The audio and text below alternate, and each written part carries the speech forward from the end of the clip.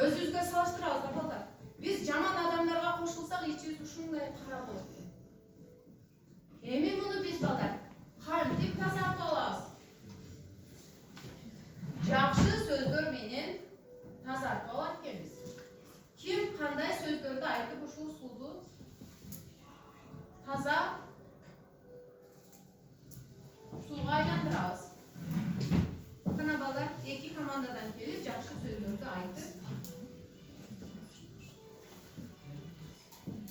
кандай сапаттар болсо биз ушакчыны, кандай сапаттарыбыз болсо куралбастыкты, кандай сапаттарыбыз болсо калпчыны жеңе алат экенбиз. Кана кайсы команда келип айтат? Куралбастык. Азамат бир сөз айтып, бул банкага кошот экенбиз. Бир сөз айтып, банкага кошуп сууду куябыз.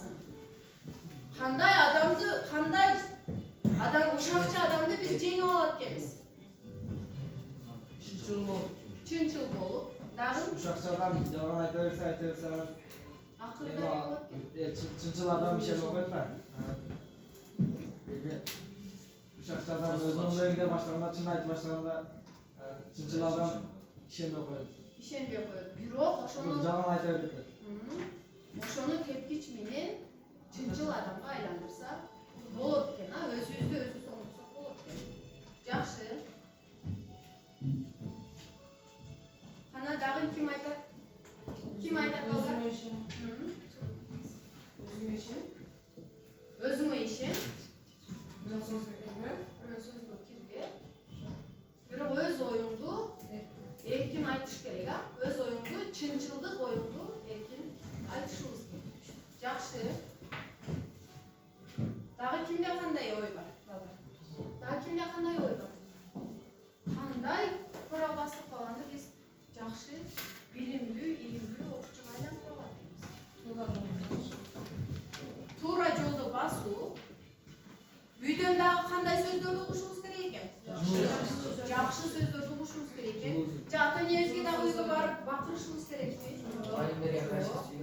Мугалимдерге кайша сүйлөп, дагы туура жолдо жүрүп экен,